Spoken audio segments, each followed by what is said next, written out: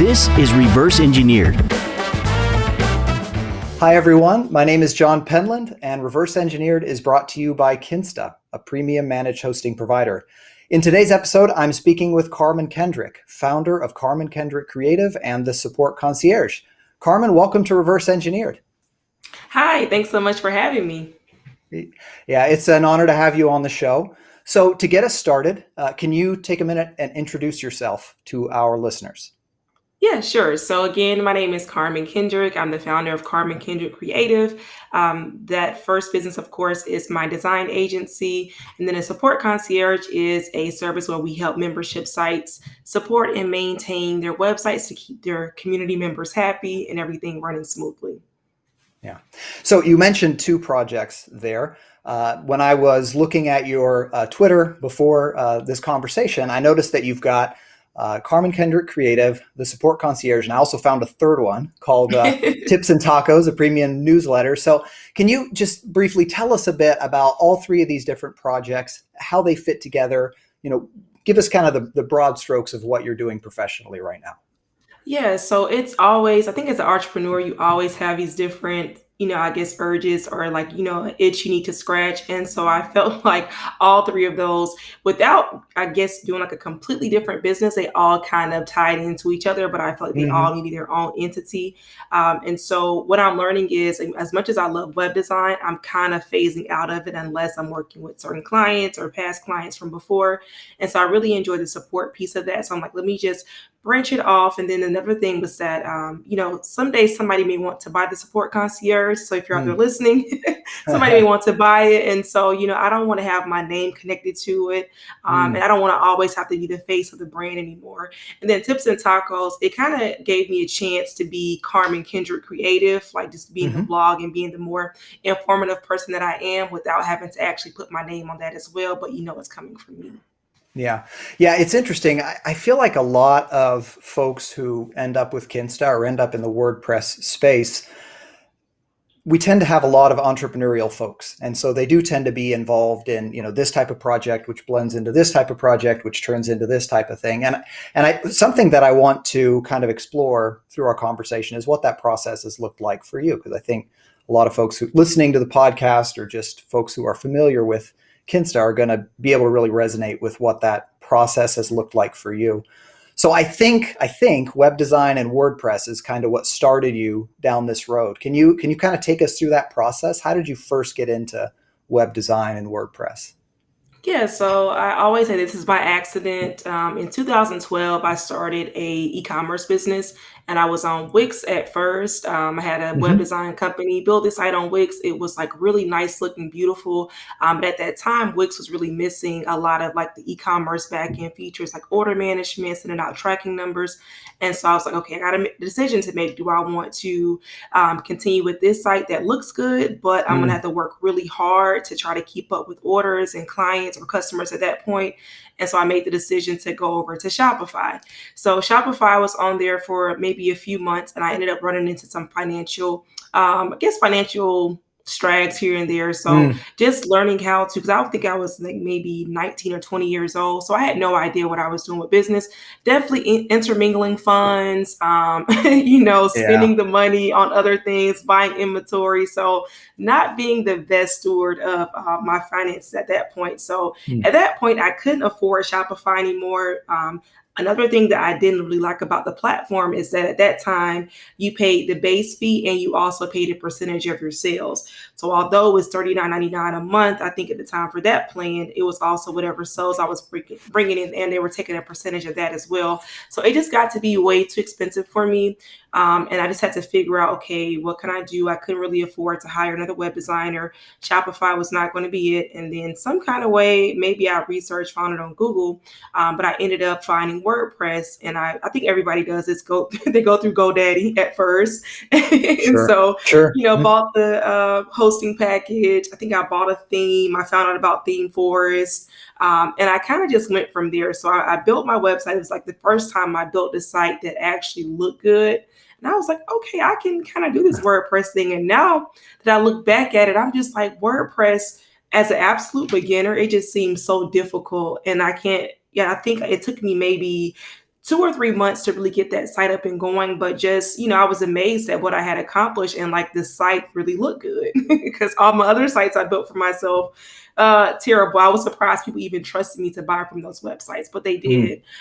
So I ended up getting really good at WordPress, and I was like, maybe I can do this for other people. hmm And at that point, I said, "Hey, let me just try my hand at web design." And I didn't know that web design, it wasn't just being able to design a great looking website, but also understanding the business aspect of it and managing clients and acquiring new clients. So that was a whole nother aspect of it.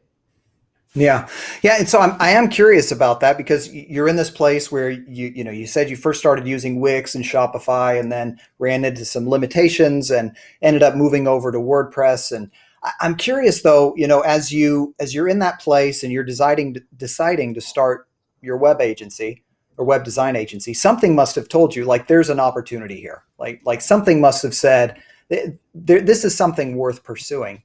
And I'm curious, was it simply a case of this is something I can do, let me go find customers, or did you see kind of a deficiency in the local market that you were like, here's a problem I can solve? I'm curious like what that launch process looked like for you as you're first launching your web design agency.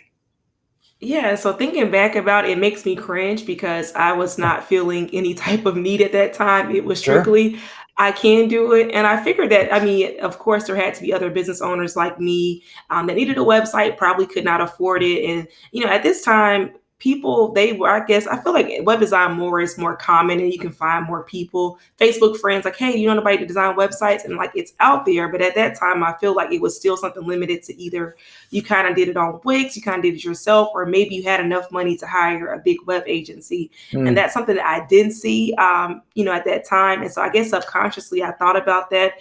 But for the thing that really just drove me to do it was the fact that, hey, I can do it. So, sure. Yeah. I mean, sometimes that's just the way it works, right? Sometimes you stumble into almost a happy accident, right? Where it's like I'm in the right place at the right time to meet this need. I don't even didn't do this on purpose, but here I am. And a part of success in business is being prepared when a lucky coincidence comes along, right? So right. I am curious though today. So as you alluded to, there are a lot of web design agencies out there. How do you think about the unique value proposition for your agency? Why would somebody pick your agency over a competitor? Sure. So right now we're only focused on membership websites. Okay. And I will say that I don't see from my little bit of market research I have done, I don't really see a lot of agencies that say like, hey, we specialize in membership websites. A lot of times when you do see agencies, they help a whole lot of people. And that doesn't mean they're not good at everything that they do, but it's not something that, they're specialized in. And Mm, so like, I feel like if you have heart problems, you're going to the heart doctor. You're not just going to go to like your general practitioner if you're yeah. feeling something specific that's going on in your body, even like dermatology or something like your skin issues, like you're going to the Yeah. dermatologist, hmm for example. So I feel like just having that niche in membership sites is really what allows me to set myself apart from other designers that's in my space or agencies in my space. Yeah, and I am curious because I did notice that the support concierge specializes in support for membership sites. So you have kind of that membership theme working across both of those projects that you're involved in. What caused you to dial in as membership sites that was going to be the thing that you focused on? I had a really hard time trying to decide what I wanted my niche to be in. When I looked at membership sites, I liked that they were super complex and they're not something that a lot of people want to deal with, and they're not easy for the average person to build. So I definitely looked at that part of it. And just the fact that now a lot of people, especially with COVID, are building online communities.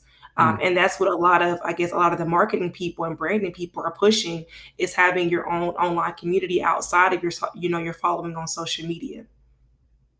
Yeah, it's funny that you mention, that not every web agency wants to handle that.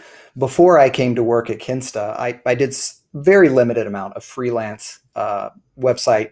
I wouldn't even call it design. I set up some websites for some folks and got paid for it, right?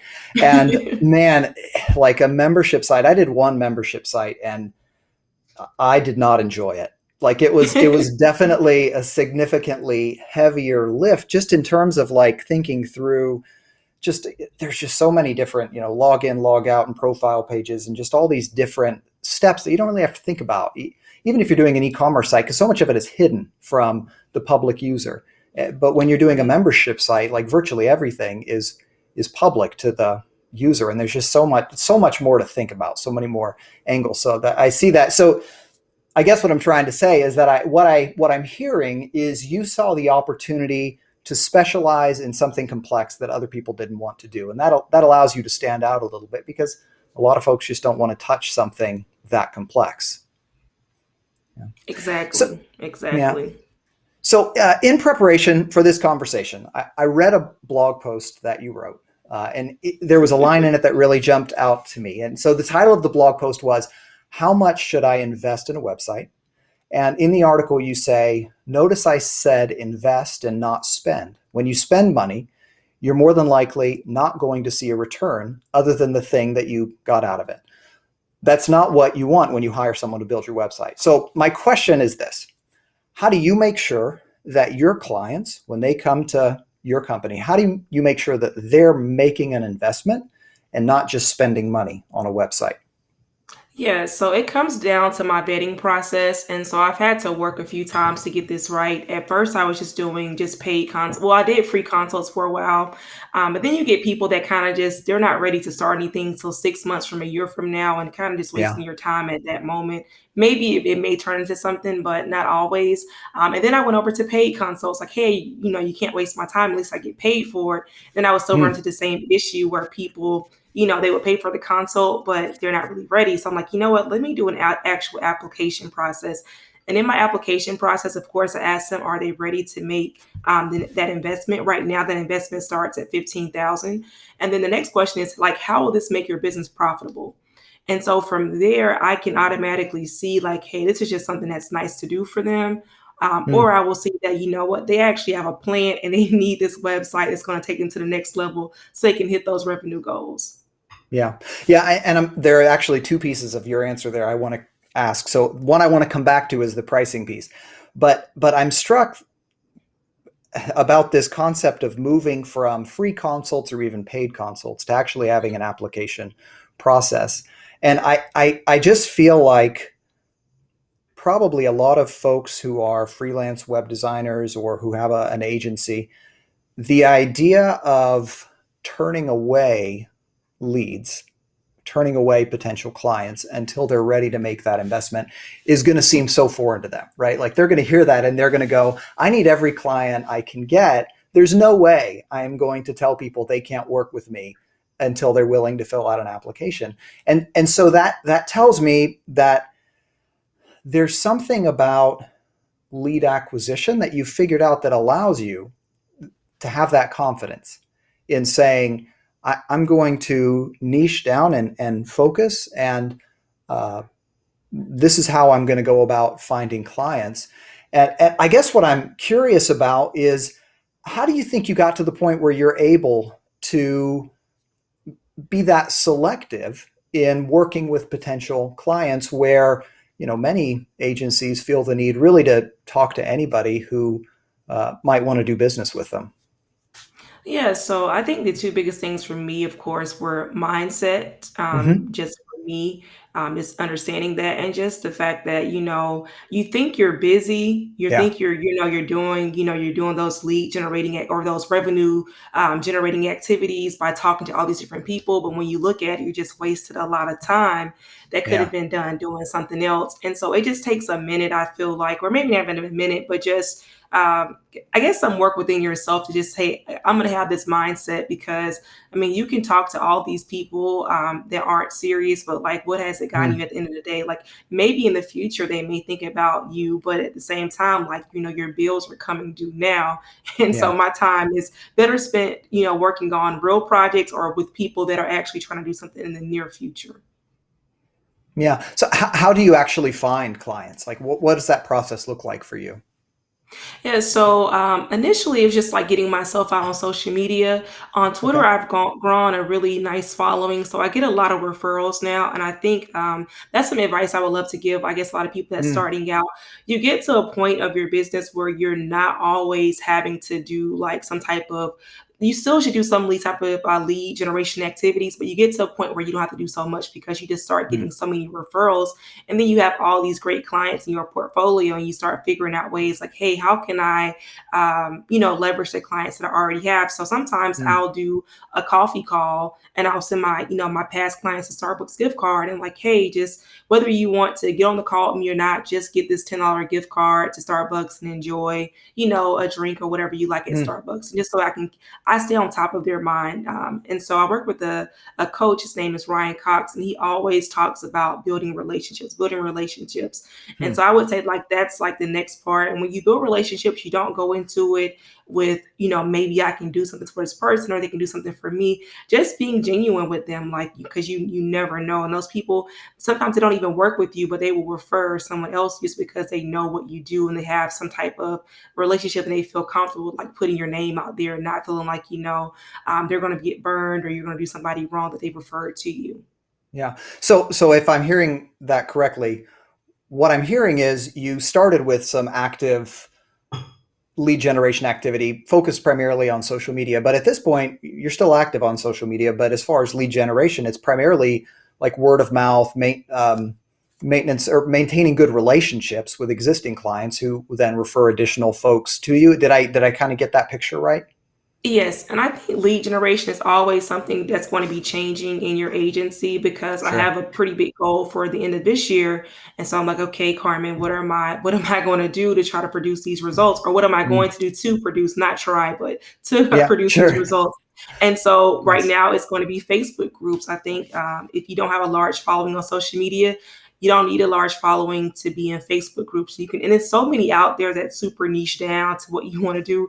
I'm in several membership community Facebook groups for people that just want to build memberships, and they don't understand the tech behind it. Under should I go with a hosted platform like Kartra or Kajabi, or should I use WordPress? And so just joining groups like that and being helpful and not salesy. Sometimes you can Mm. sell, but just being helpful in those type of groups. That's another great lead generation activity that doesn't really require for you to just be have a huge following on social to get that. Yeah, I'm curious. Something that I personally, I'm fortunate to work for Kinsta because a lot of what you describe intimidates me, particularly the outreach stuff. Like I'm not good at social media, right? Like I have a Twitter account. I tweet about once every 3 months, right? Like almost everything is retweets. I have a Facebook. I'm never active on it. Uh, Has social media always come naturally to you, or is that a skill you had to develop?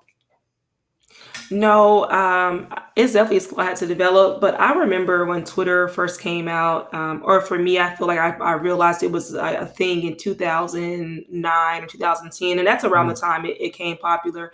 And so I was always one of those people that I would just especially what Twitter was for, to just say what's on your mind, and that's mm, literally what I would do.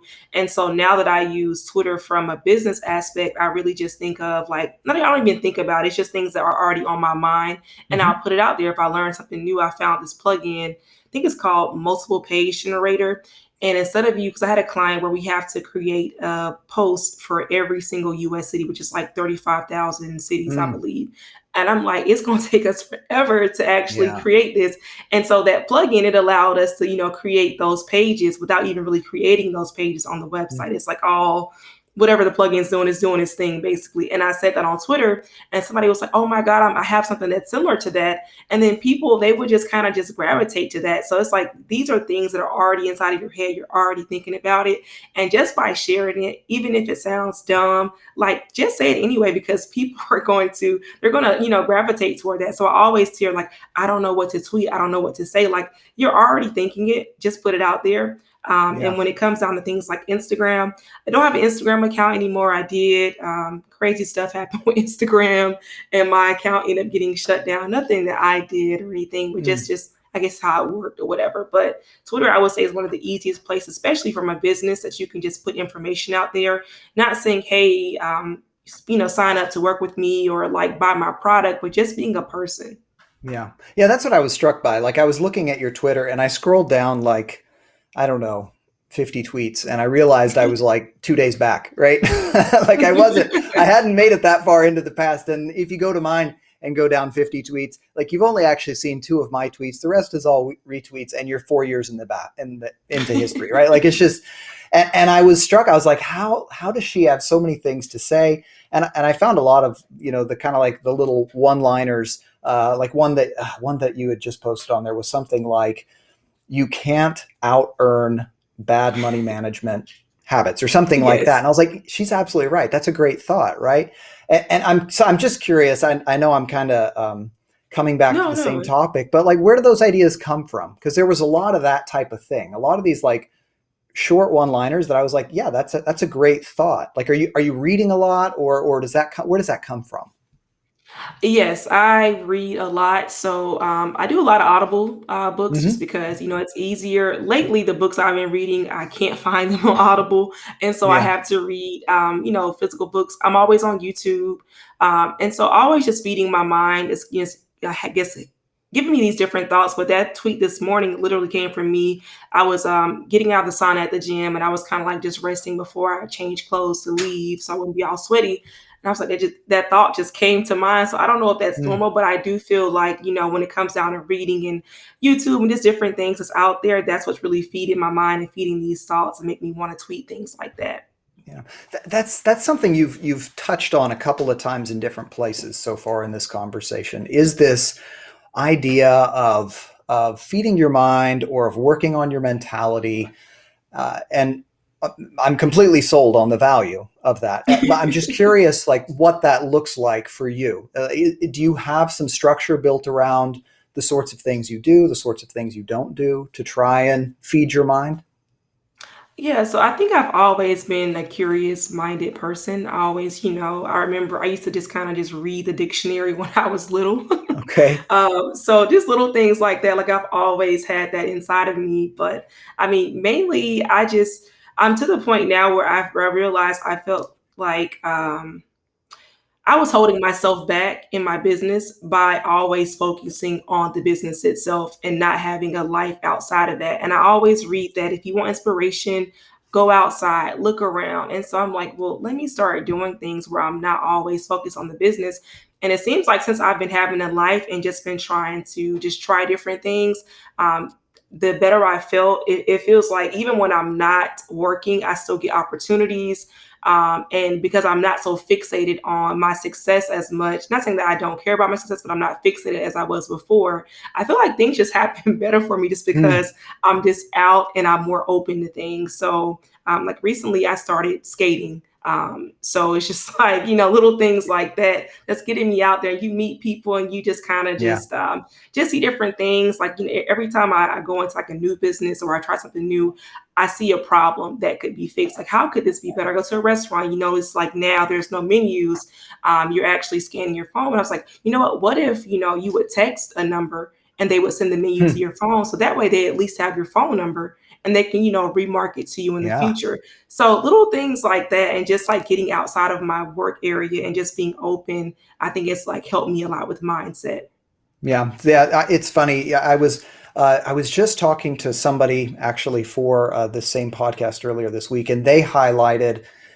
It's. I feel like it's the same idea applied slightly differently. What they highlighted was the importance of mindset to your effectiveness in work. Right. So they were highlighting how just being positive and proactive and just mentally healthy in how you approach your work makes you more effective in your work, right? And I was Yes. kind of echoing that back to them, knowing that when I am in a positive frame of mind and I have to deal with something that's challenging or difficult or whatever, I'm more effective.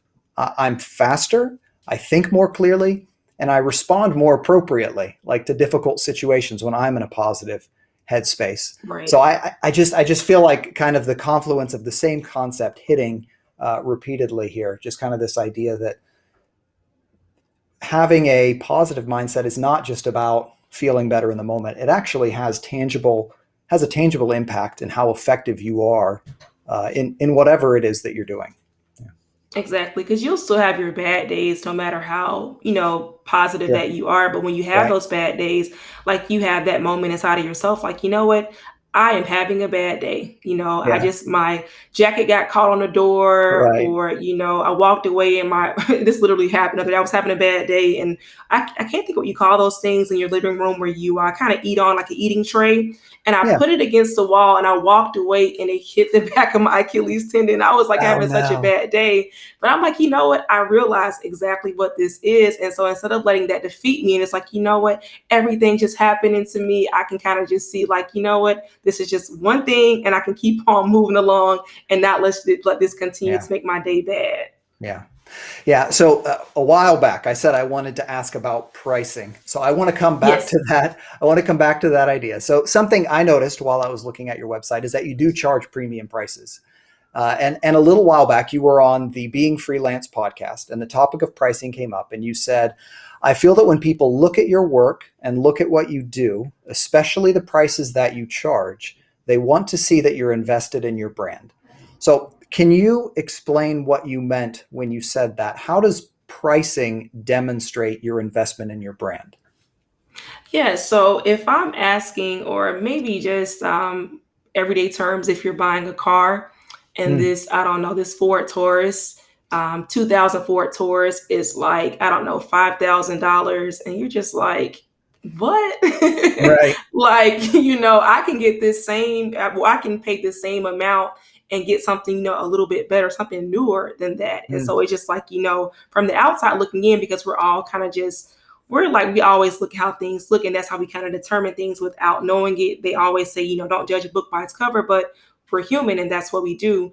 And so if I'm not presenting mm, myself in a premium, in a premium format, then people, they're not going to want to believe that, well, why should I pay her 10,000? She's not even investing that money into her own brand. So when it came down to, just having professional photography, also mm. just copywriting and things like that, that just shows like, hey, I'm invested. I'm not just going to get your $10,000 and run off with your money. Yeah. So Yeah. That's interesting. So I think that's a really important, um, like that really clarifies that answer to me. When you say you're charging a premium price, this isn't just you saying, this is what I'm worth. This really is you saying you're going to get a premium result. Like, I'm not going to go cheap on the photography. I'm not going to go cheap on, font or whatever, right? Like that money's going to come back to you, right? Like it's not simply that I feel that I need to charge a price this high, but like, I'm not skimping, right? We're going to do this the right right. way. Yeah. Yes. I love that. And it's the So, experience. so I feel like branding is something that is something you prioritize, and I'm curious. You've talked about spending enough to make sure that your brand is reflected properly. Charging premium prices so that your product is premium, reflects on you the right way. Are there any other specific things that you do to try and invest in your own brand? That's a good question. So aside from like the reading, I don't really do a lot of courses just because Hmm. I can never find the time for it.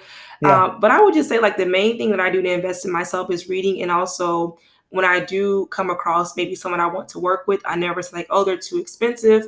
Like I just won't do it unless I really just need to just get something out there. I won't do it until I can afford, or until I can put that money aside to work with that person. So not only do I charge premium prices, but I like to work with people that charge premiums. Mm, I was doing something yeah. recently, and someone's like, "Oh my God, that's so much more expensive than what I was looking for." And I'm just like, you know what? If I want people to invest in me, I have to invest in other people, other things that are also premium. So I understand like what that Yeah. looks like, and I feel like it helps me as a business person as well.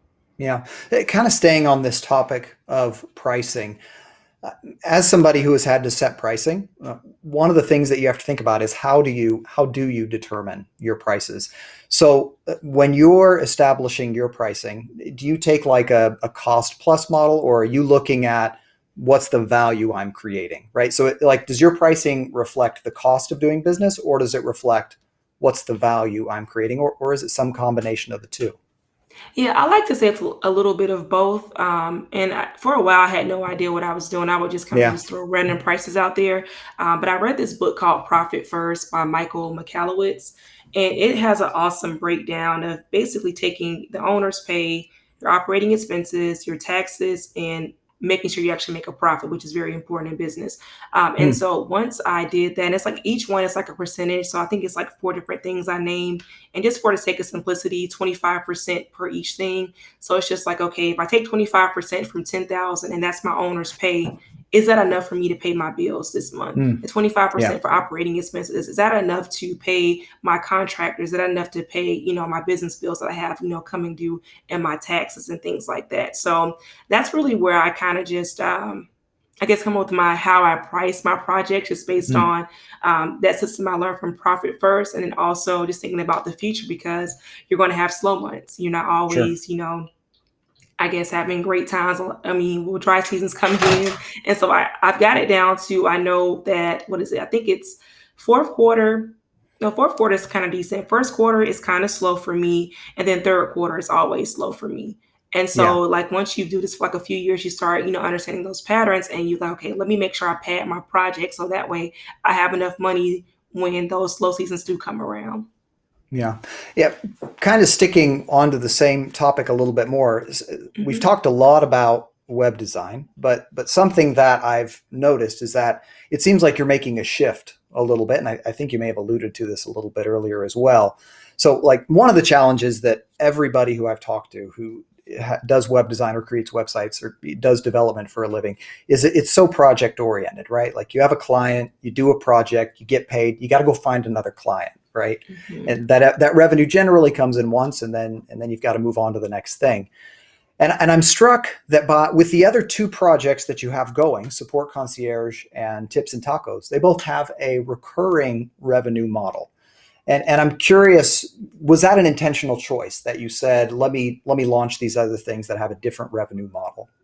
Yes, that was very intentional that they're Yeah. both recurring revenue models. That was very important to me. And I think maybe a year, well, I would say when COVID kind of first hit, and I was Yeah. starting to think like, COVID wasn't as bad as far as the business side for me. It wasn't as bad as I thought it would be as far as getting projects. But when it first hit, I was like, oh my God, what am I going to do? And I was like, I need something that is going to bring in revenue regardless. And my first idea for the support concierge was kind of just like basic support for WordPress sites, and making sure I include hosting, because there was like just one thing, like when businesses, if they have to downsize and kind of get rid of things and cut expenses, that website is probably going to be the last thing that goes, because that's what's getting them business. And I was like, especially if you're hosting it, that makes even more sense. And so just thinking about things like that, and it's like that's going to bring revenue even when I'm not getting projects. So Yeah. Yeah. It's funny that you say that because both of those pieces are actually a part of Kinsta's story. I wasn't part of the founding team, but the founding team actually did a lot of web design and marketing and development. That's what they did before they did Kinsta. And they were like, hey, we got to figure out how to we need some recurring revenue, right? Like, we're doing too mhm. much feast or famine cycle here, right? So they decided they wanted to do recurring revenue. And then we did find the same to be true during when COVID first hit. Is at first we kind of got really nervous, and then we were like, you know what, people need their websites, and there was a little bit of I would say instability early on, but and we certainly have had some team members affected, but as a business, really, the web hosting space has seems to have weathered the challenges pretty well. So, Mhm. okay, so as we wrap this conversation towards a conclusion, I have two wrap up questions for you. So the first is this: what is a resource you would recommend to the listeners of Reverse Engineered? Could be a book or a blog, newsletter, really anything. What's something our listeners should check out?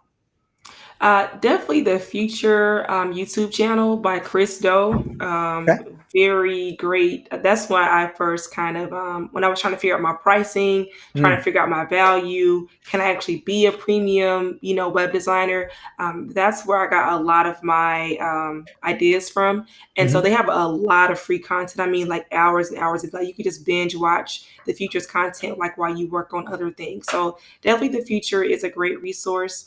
And also just getting on Twitter, finding that business circle on Twitter. We call it LLC Twitter, but just finding that business circle or whatever it is that you do. Find your circle of people on Twitter. They're active. Even if you're not as active, find those people and start following them. Like you will just, so much game is just dropped, so many gems, as they say, are dropped. Like it's so much out there. So the future and finding your space on Twitter.